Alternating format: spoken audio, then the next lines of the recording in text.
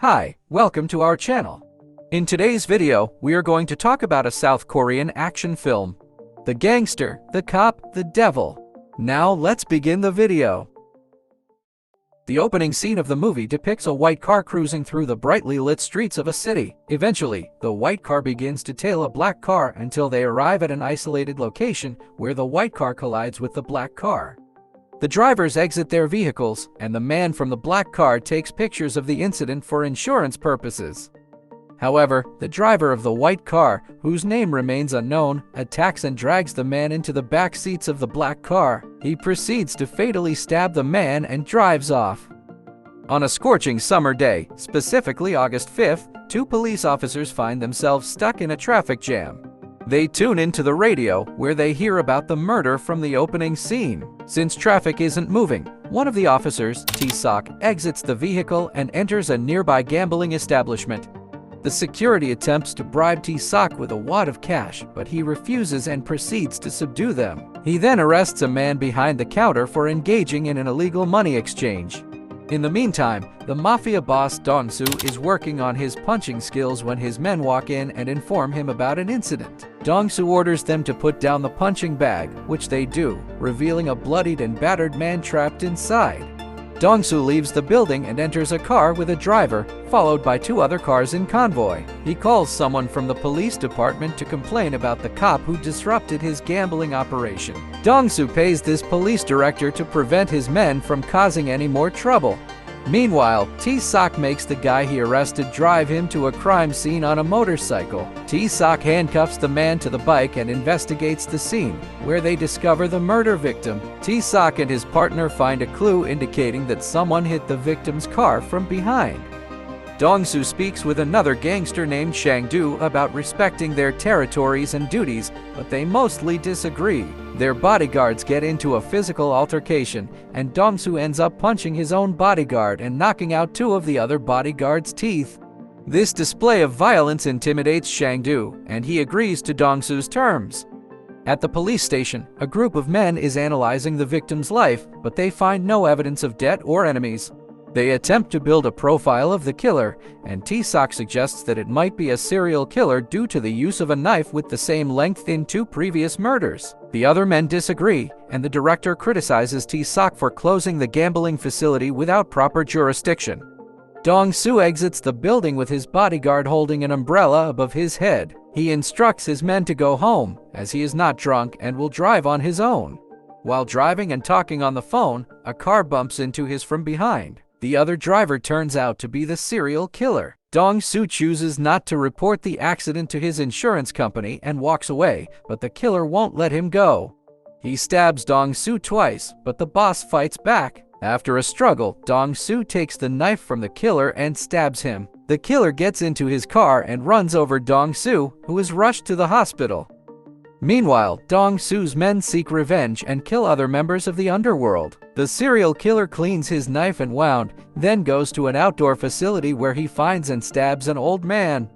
Dong-soo wakes up in the hospital and tells his bodyguard to look for a white sedan, but he gives no information to T-Sok when he visits him to get his statement.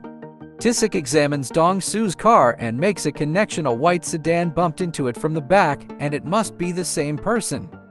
T-Sok talks to the police director and asks him to stop covering up for Dong-soo, who needs to be brought in for questioning.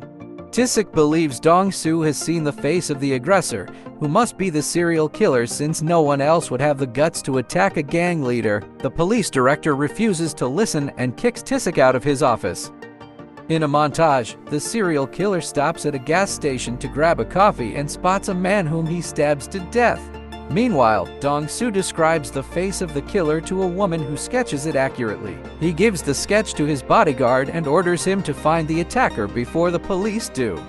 As the killer drives the truck, a man wakes up from his sleep in the cabin. The killer doesn't hesitate to eliminate him as well, but in the process, the knife falls out of the truck and lands on the side of the road. Meanwhile, T-Sok pays another visit to Dong-soo, attempting to pressure him and appeal to his emotions, emphasizing the need to stop the crazed killer before more people die.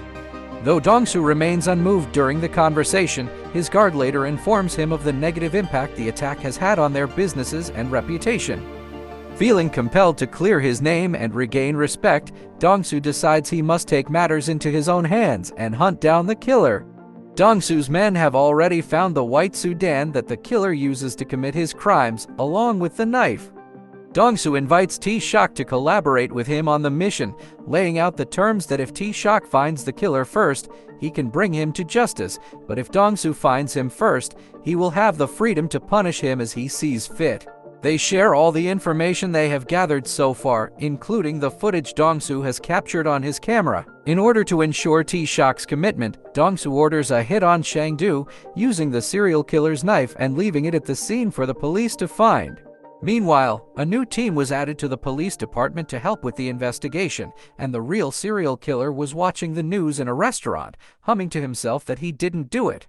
A young man who overheard him was frightened, and the killer left, tapping the young man on the shoulder as he did so.